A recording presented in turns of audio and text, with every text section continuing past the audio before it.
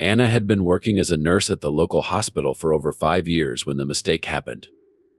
Rushing through her rounds one night, exhausted from back-to-back 12-hour shifts, she accidentally gave a patient the wrong dosage of medication. The patient quickly had an adverse reaction, going into anaphylactic shock. One of the other nurses on staff, alerted by the monitors going off, rushed into the room and was able to provide emergency care to stabilize the patient and save his life. However, the patient later reported the incident to the hospital administrators. When the medication error was discovered, Anna was immediately placed on administrative leave pending an investigation into the incident. The hospital leadership conducted a thorough inquiry, including extensive interviews with Anna and other staff present, as well as a detailed review of hospital records. Based on the concerning patterns found in the investigation, the hospital suspended Anna from her nursing duties indefinitely. The report outlined multiple procedural errors Anna made, such as failing to verify patient identity prior to administering medication. The hospital submitted their findings to the state medical board and urged them to fully revoke Anna's nursing license. The state board promptly opened their own official investigation into Anna's professional conduct. After reviewing the evidence and records related to this and previous incidents, the medical board voted to revoke Anna's nursing license. Soon after, local law enforcement got involved as well. Anna was arrested and formally charged with reckless endangerment and negligence based on the medication error and her larger pattern of sloppy practices that put patients at risk. At trial, prosecutors were able to use the nursing board investigation findings to demonstrate Anna's history of dangerous, careless treatment. Anna was found guilty and sentenced to 3 years in prison for the incident. She was escorted from the courtroom to immediately begin her prison sentence. The bailiff roughly grabbed hold of Anna's arm as the judge finished reading the guilty verdict and declared her 3-year sentence. Anna was still reeling in shock, struggling to process that this nightmarish chapter was actually her new reality.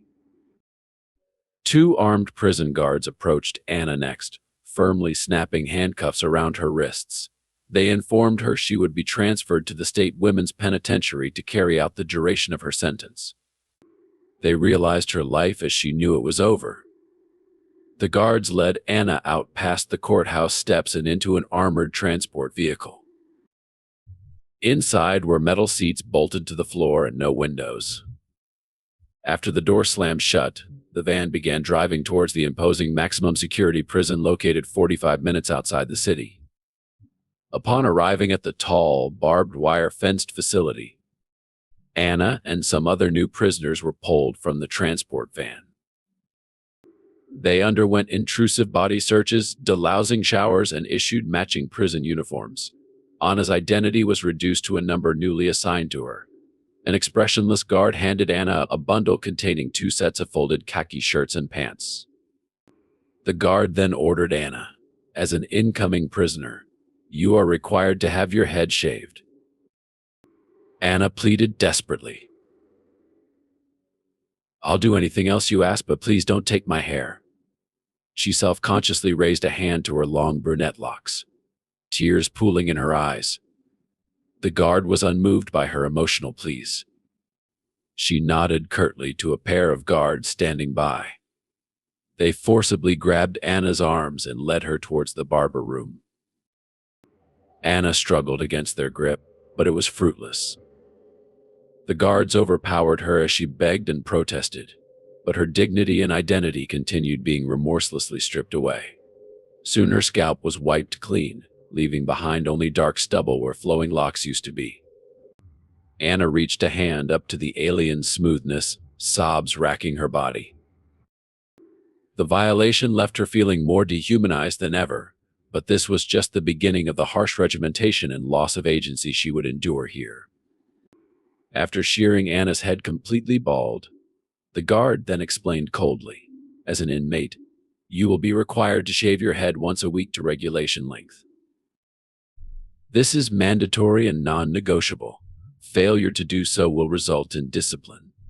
Anna shuddered at the thought of having to relive the humiliation and dehumanization of having her head shaved over and over again weekly. She pleadingly asked, "Do you really need to enforce something so strict? Can't you make exceptions?" The guard silenced Anna's protests, stating firmly, "All prisoners will abide by the rules as enforced or suffer the consequences. No exceptions, no special treatment." It was clear Anna would have no individuality or autonomy during her sentence.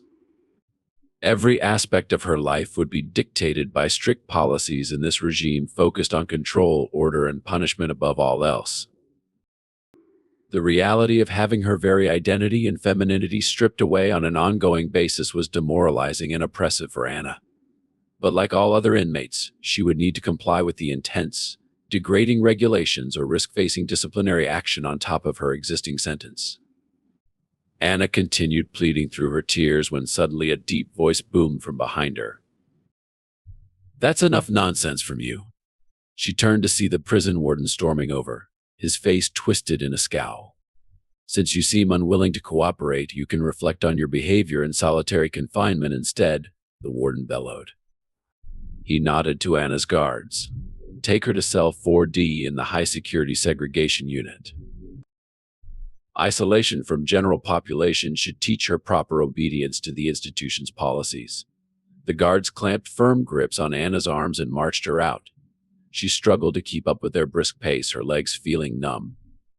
After descending several locked and guarded stairwells deep underground, they reached the solitary block. The guard stopped in front of a thick metal door marked 4D. It slid open with a loud buzz, revealing a windowless chamber, barely larger than a closet.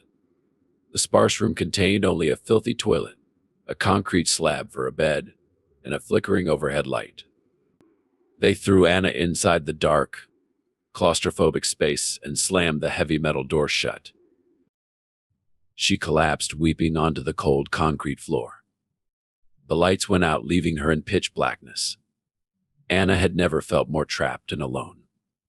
The first few days dragged by with excruciating slowness. With no windows or clocks, she lost all sense of time. The only interruptions were silent guards sliding in meager food rations. They took her to the prison clinic, where Anna overheard the doctor saying her vitals showed the effects of intense stress. But the warden was not sympathetic.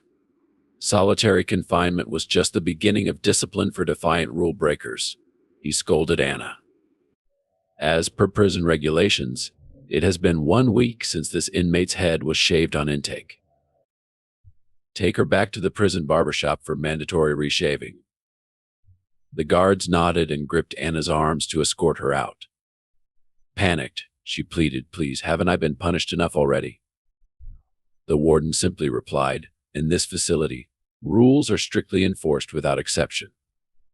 Back in the stark barbershop room, the guard ordered Anna into the chair and fastened restraints around her wrists and ankles. Anna anxiously ran a hand over the short, bristly hair that had only barely begun to grow back in. The prison barber picked up the imposing clippers and flicked them on with a loud buzz. "Regulation length is complete baldness. No exceptions for good behavior," she recited sternly. Tears spilled down Anna's cheeks as her scant locks were sheared off once more. She was sobbing by the time the clippers were switched off, leaving nothing but smooth skin behind. The warden's message was clear. Anna was utterly at their mercy with no control or agency of her own. The strict system would continue exploiting cruel methods like forced head shaving to dominate and break prisoners' wills.